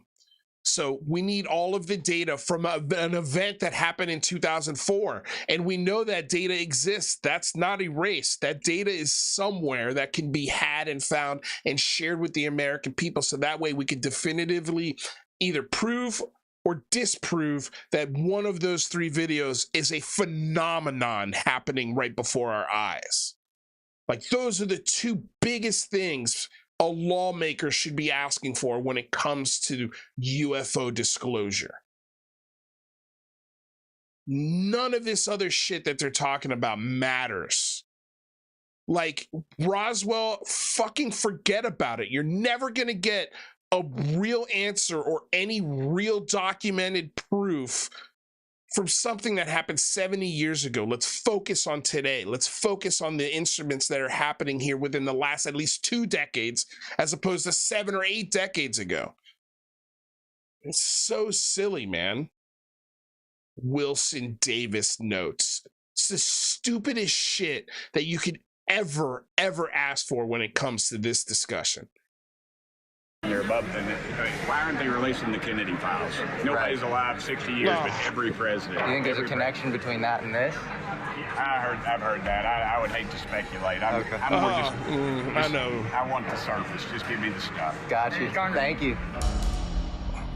We must guard against the acquisition of unwarranted influence. Here we go. Now here comes the spooky, overpowering government where every single government agent is evil, and all of these guys are hiding this amazing secret. There is a letter that was supposedly declassified due to a freedom of information. Such a fucking insult to our intelligence community. Most of the people, just like police officers, just like any people with this kind of authority or position of integrity, like there's always rotten apples with this, with any of these institutions. There's always rotten apples within it, but that doesn't ruin the bunch. I think most people within government are genuinely trying to do the right thing, even some politicians. But it's very tempting once you get in there to just pursue the money, because that's the job. Get yourself reelected. Forget about the constituency. But I digress. It's like, come on, we need to be better than this. We need to be asking for the right things. Information Act request in 2006. It was from JFK to the director of the CIA at the time, John McCone. Its date, November 12th, 1963, just 10 days before the president's assassination. In the letter, JFK is asking for the full data on unknowns or UFOs, I can do that. So we can coordinate Renee, more tightly with Russians Kimball. in space. Give me a second. And they don't mistake these UFOs as acts of American aggression or reconnaissance. I've called the guy who used the Freedom of Information Act to retrieve this document like 5 times now, and he's not playing ball. So I have no idea if this document is real. And an anonymous archivist that handles a lot of JFK's letters say that there are some anomalies in the letter that make him skeptical. So who knows? But I will say this is a very weird non sequitur from former CIA Director Mike Pompeo when asked why the nearly 5,000 JFK files still won't be released to this day. Why'd you fight to keep the JFK files secret? These don't hold the dark secrets that everybody wants to just hold up as the bogeyman. I saw the UFO files too. We've got bigger problems. What do you say to the people who say this is a psyop and they just want black budget funding so the information might be right, but they just want to, be able to have increased surveillance in the skies and in space or whatever? Right. Yeah, that comes up, I think, with some people that have like an issue with it, where you got to remember, like, national security threat is the way to get Congress alerted and engaged. Mm-hmm. That is like the operative word that Congress responds to. The narrative that this could be a threat. Because look, to be honest with you, I think this stuff's been going on for thousands of years. And so it does frustrate me a little bit when it's like, we need to be able to shoot these things down. It's like, I don't think they're really an immediate existential threat. As my strong might not bias. Be the smartest idea to try to fire back when they're not firing at you. Right? They'll take you out real quick if they can fly faster than light and do all the stuff they're doing. Yeah. So They're here. It's probably not a good idea. Right? We probably shouldn't attack the zookeeper. Yeah, exactly. Don't attack the zookeepers. I think that's probably a good idea. Stick to the facts, write it down, and don't speculate what you think it is, because it will sway your decision. The thing that frustrated me about the hearing was, look, I think Ryan Graves is awesome, and I think, as is Commander David Fravor, I think they're showing a lot of courage. But it felt like their simple takeaway is we need more sensors, and we need a better collection process, and a more standard taxonomy, all of which are very important. Yeah. But it's this kind of lazy data story that I think comes from Silicon Valley, where it's like, if we just get a bigger database of the UFOs, a machine learning classifier will somehow spit out the answer as to what they are. Yeah, the only thing you're going to get from external observation, at least through the lens I look through, right, you're going to get what they call activity-based intelligence, ABI. So you'll figure out where the true hotspots are, but it's not the end-all be-all. If you have, you're trying to find a needle in a haystack, you don't want to add to the haystack. And I think we are over-indexed on oversaturated with data. Oversaturated with data in some ways, and it could be probably better standardized, so I'll give them that. Yeah. But we're under-indexed on theory, and to my mind, we have one pretty strong theoretician in Jacques Vallée, who really, if you read like The Invisible College, which he wrote in 1975, that is the tip of the spear now in terms of theory on UFOs, which is wild to me. Jacques Vallée might be the most preeminent UFO researcher in the world. In fact, he was Steven Spielberg's inspiration for the eccentric French scientist played by Francois Truffaut in Close Encounters of the Third Kind. Yeah, nobody's really replaced him at that level, and especially hypotheses that are even a little more testable. But what the average person might not know about Jacques is that he's obsessed with time travel. In fact, on the set of Close Encounters, he got into an argument with Steve. Okay, I'm looking for how to get Panda's permission back here, and I forget how to do it.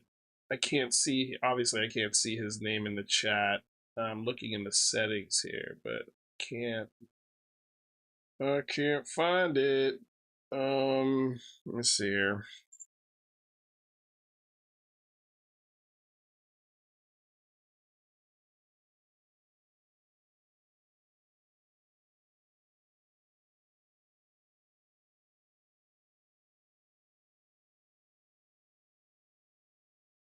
It's in Google account stuff. I don't know if I want to do this in the middle of a show. I'll look it up after. Let's see. Check. No, it can't be in there.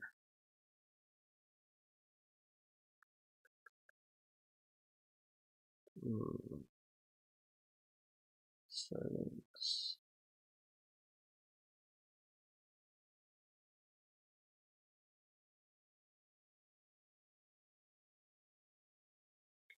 Membership, remove managers, status.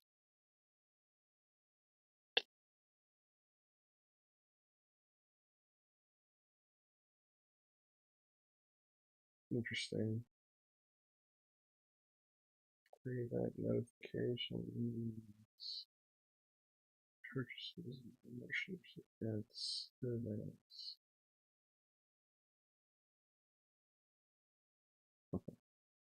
It's funny.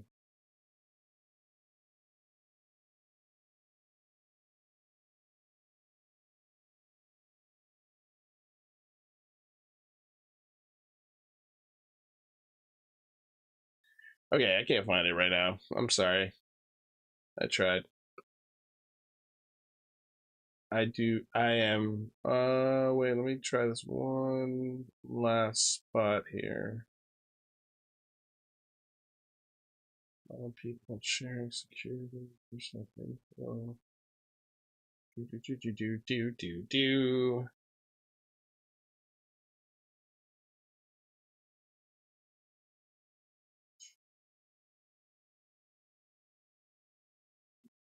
Yeah, I don't see it here in the Google settings either, man.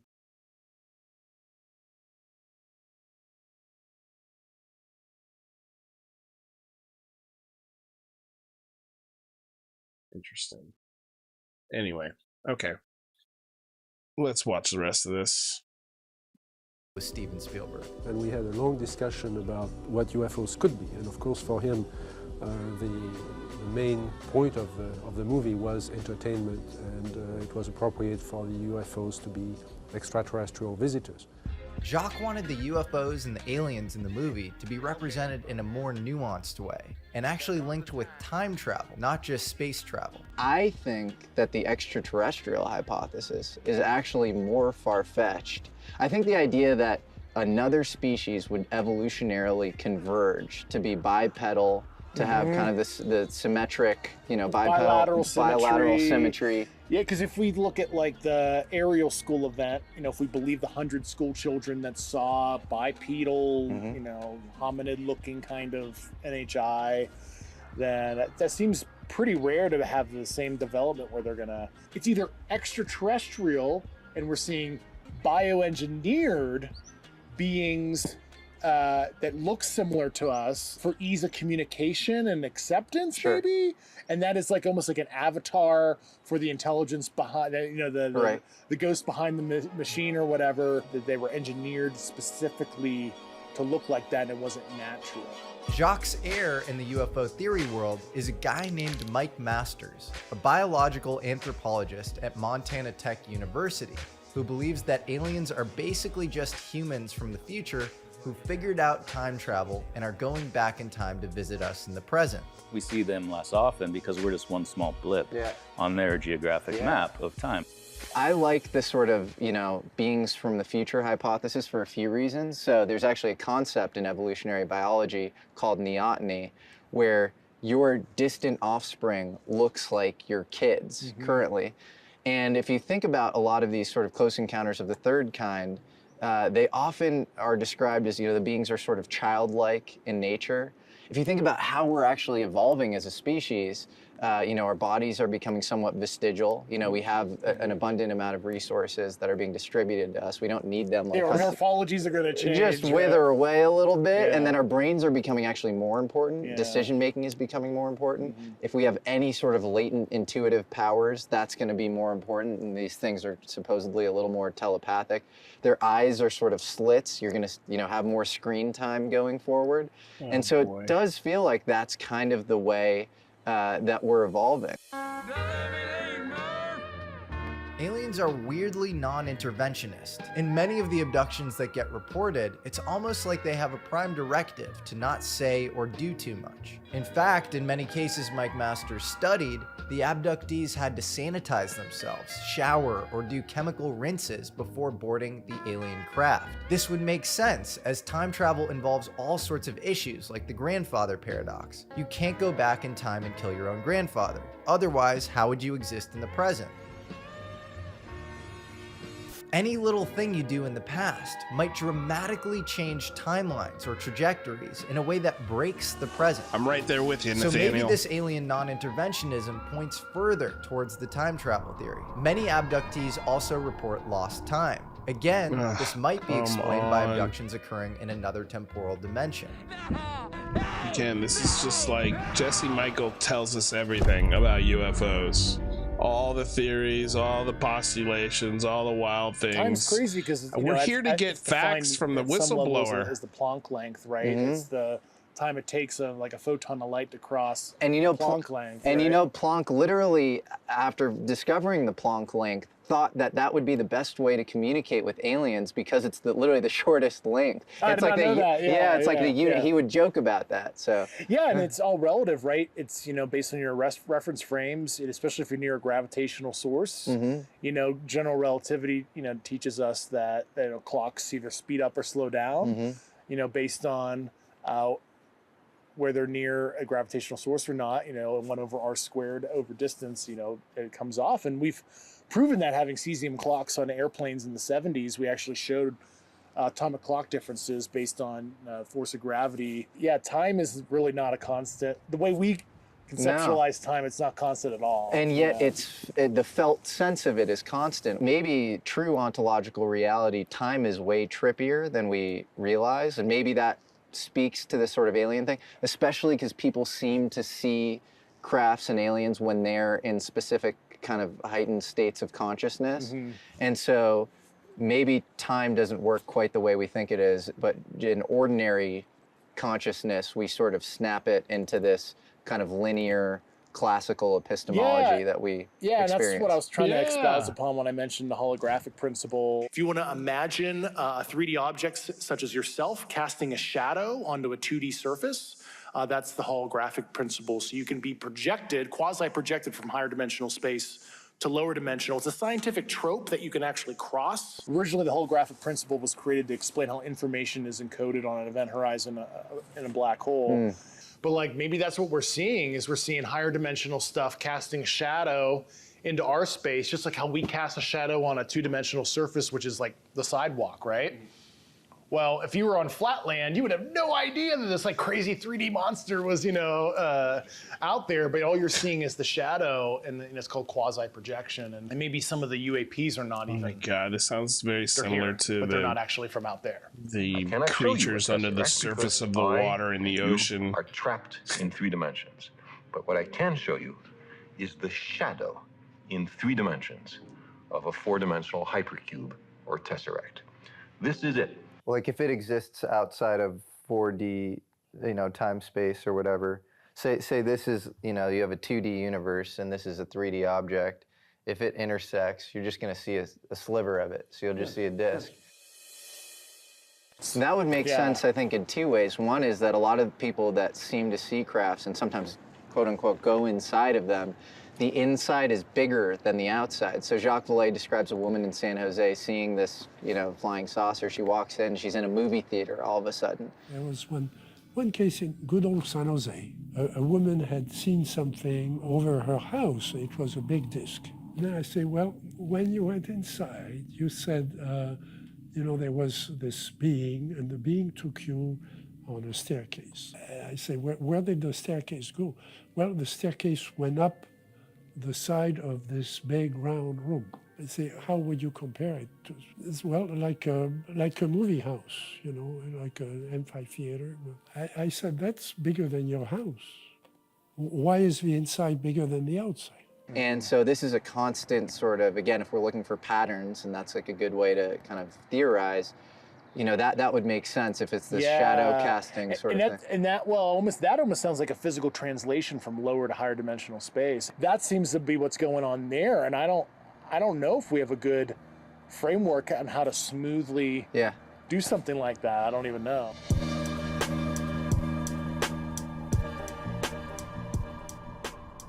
I think if anyone would know about aliens on Earth, it would probably be me. He's topping on the alien bandwagon as of the last 2 days, by the way. He did, and then he goes, somebody should win psyop of the year award or something. So I don't know what it's like. What do you think, man? What's your take? He was just riding with the first tweet of I'm not gonna say they're aliens, but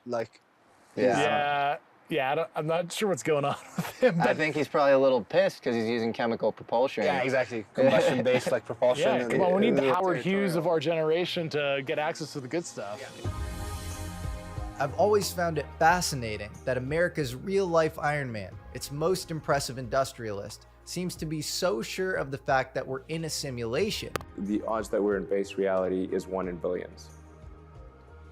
But doesn't like entertaining any possible sightings of aliens. If we're in a simulation, why aren't you doing any speculating as to who simulated us? I mean, if they show up, I'm like, great, okay, now this is new information. The conventional story, especially after the Copernican revolution, is that the Earth is a lucky accident that allows for life. You do have sort of weird aspects of reality, like the anthropic principle. Like the idea of Planck's constant was slightly different, or hydrogen bonded with oxygen in a different way that didn't form these perfect crystal structures. Ice wouldn't float above water. Usually solids sink below liquids, and we wouldn't have a habitable Earth. And so you have all these sort of things in physics that if they were slightly different, we wouldn't have this sort of Goldilocks, perfect habitable zone. Oh, yeah. I mean, Earth's like very finely tuned, right? The temperature gradient is just enough. Right? Is that a coincidence, or did aliens set this up? I don't know. You could even think of like Heisenberg's uncertainty principle, where you can't measure position and momentum at the same time, as like a computational caching function. Something. Oh, interesting. So you can't compute like everything. Yeah, your RAM's not that good, so. Oh boy, another damn music. Maybe if we are in a simulation, our perceptive capabilities were artificially limited by the simulators. We only see between 400 and 700 nanometers of the electromagnetic wave spectrum. My gosh, we only hear certain frequencies. That's why dog whistles we get are it. inaudible to humans. Brain might if we not really wanted be to create capable of safe seeing these things general yet. intelligence, we might initially experiment with artificial life so limited in its perception that it doesn't even know we exist. So it definitely can't hurt us. Forward-looking infrared caught the famous Tic Tac video in 2004. What if we had infrared sensors, or for that matter, gravity wave detectors in our pockets? How many more sightings would we have? That explains why UFOs are disproportionately picked up by military bases. It's the robust multi-sensory detection that you find on those bases that makes all the difference. There is no understanding of alien visits that has them only visit restricted Navy airspace to be picked up by pilots. It's an observer and collection bias issue where you have all the eyeballs and all the sensors in those areas. Sure, that's a good point. You know, if you were to do an activity-based intelligence across the globe, if we actually could have an open and honest kind of collection system, I think we'd probably see some hot spots that don't even make any sense. You know, I don't like throwing shade, but like Neil deGrasse Tyson, right? Oh, yeah. He's made up his mind. I've read his tweets. Say, Panda, if you're out there, subscribe to the channel, and let me see if I could do it through your subscription. But yeah, for some reason I can't do it through the settings here. It's just not letting me do it, but I am trying. Like, dude, you have a PhD in physics? Where's your curiosity? I can't even believe. Yeah. There's no evidence that would convince an authentic skeptic. I have credentials too, and I'm happy to go toe to toe with you. If he wants to debate me, I'd be fine with that. Oh, would you? Would you? I guarantee you would not be fine with that, because he's going to ask you everything that any normal scientist would ask you. Where are these programs? Who's running these programs? What companies, where, you know, all the questions that you haven't answered, all the questions that a whistleblower should have answers to, he's going to ask you. It's not going to be a debate. It's going to be over the moment you say you can't provide any of the evidence. And it's not that Neil deGrasse Tyson isn't curious or open to the possibility. He has said that many times. He's definitely open to possibility, but he's just not going to waste any of his brain cells on it, any of his time or any of his effort on it, until he's brought information that is going to demand that he stops everything else he's doing and look into this discussion, or look into the claims that are being made. Like right now, there's no proof. He doesn't want to look at claims. He wants evidence. And you can't provide that, Grush. You haven't. You know, when I started studying physics in college, so yeah, I'd love I to see became an that Intel too. guy, Please, Neil deGrasse Tyson, make that programs. I figured, I would know if it's a thing. And I kind of ascribed to the Enrico Fermi thing where, wouldn't it be obvious when they just be flying around and they wouldn't care, and they would just land and say hello. Yeah. But that's like an overly simplistic thought. Humanistic too, very humanistic. Humanistic. You're assuming that they have the same kind of intent as us. You assume they operate in the electromagnetic spectrum that we can observe normally, And then also, why do you assume that? You're assuming that they would want this kind of open, obvious kind of interaction, and are not doing cover concealment techniques where they're, obfuscating their activity because maybe they're, observing us for some purpose. Or what if they're von Neumann probes, right? Do you guys know von Neumann probe? No. Von Neumann replicators. Which is like self-replicating tech that's disposable in nature if you're trying to send something out simple and engineered to explore the cosmos. And there's always a question of like, what was the first self-replicating organism? Like, I think the big mystery is how does chemistry turn into biology? And we have these people that say, oh, it was just this primordial soup, and you had all these chemicals kind of like floating around, and they've done experiments like this and never been able to recreate life through those experiments. And it's a really open question, like, how did life form? And I think it's probably much more trippy and interesting than like just a chemical soup. Just the chemicals happen to bond in a certain way. It's a happy accident. And Crick's view was that DNA could not have emerged accidentally from the primeval soup on this planet in just 100 million years. It needed much longer. He still bought into the primeval soup idea, but not on this planet. Yes. What he came down to was that there must have been some other planet, somewhere else, where a primeval soup had existed, and there had been enough time for DNA to emerge from the accidental bumping together of molecules. That's, by the way, something I'm a bit skeptical of anywhere. There was actually a French kind of evolutionary theorist and philosopher. Why is Dave Grush in this interview? Is he going to say anything? Is he going to say anything in this interview? Like, we're not going to make it. Again, we're not going to make it to the end of this interview. Like, I've done the show for 2 hours, so we're going to end the show in about 4 minutes here. And again, here we are, an hour and a half into it. And this is the Jesse Michaels history report. This is just a really good book report on the history of UFOs. Excellent. You get an A on your book report, Jesse. Congratulations. Really great work. But there are no facts, there are no revelations, there's no whistleblowing, there's no confirmation of anything in this entire presentation. And I doubt it highly that I'm going to get any of those things that I want in the next 22 minutes of this video. And I think I'm done. Like, there's no point in going any further. Maybe I'll watch this in my own time. I'll finish it up. But I don't think my opinion of this is going to change. It's going to be the exact same thing. I have a feeling by the end of it, great production, good book report. But no new information, nothing world changing. Honestly, I don't know how this has 1 million views. It's kind of boring and droning, and it's just a bunch of history. And if I wanted history, I'll go to a red panda koala video. There's plenty of other places that have this exact presentation just displayed in a little bit different way. I mean, honestly, there was no point in even having David Grush on this episode because he has added nothing. This has been you giving all the information and David Grush going, yeah, makes sense to me.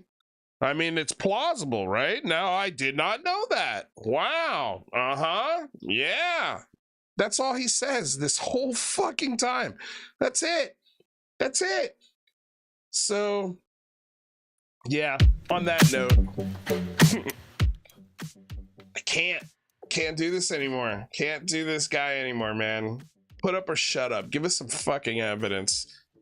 Everybody's tired of these stories. Nobody wants these stories anymore, man. And all of these people, the Lou crew, as they call themselves, you guys are just a bunch of bootlickers, and you're in a marching band to nowhere. So congratulations. And even with that said, I hope I'm wrong. I hope I'm wrong. I want to be wrong. On this one. But it just shows every day more and more and more how much bullshit this really is, and how poorly people like Jesse Michaels are actually looking into this topic and putting feet to the fire. We don't need history and book reports anymore. We need feet held to the fire. We need real answers, and we need people that are not afraid to rock the boat, that are not afraid to lose their subscribers, that are not afraid to lose their likes and their influence. We need more Stephen Greenstreets. We need more me's. We need more John Greenwalds. We need more people that are not afraid to stand up and say something when they see something's clearly wrong. When something's clearly wrong. So I think we've shown in just this 2-hour show how silly this entire topic is, and how none of these guys should be taken seriously, and how our standard of evidence as a subculture in the community needs to be put way higher. And we need to stop walking on eggshells around these people and ask them some real fucking questions. That's what we need more of. So I hope Jesse Michaels and the Yes Theory network here watch some of this and start to really change their philosophy and sort of attack plan when it comes to this discussion. I don't think they will. I don't think they give a shit. I mean, there was one real quick thing here I wanted to say about Chris Mellon, because there was an interaction between them.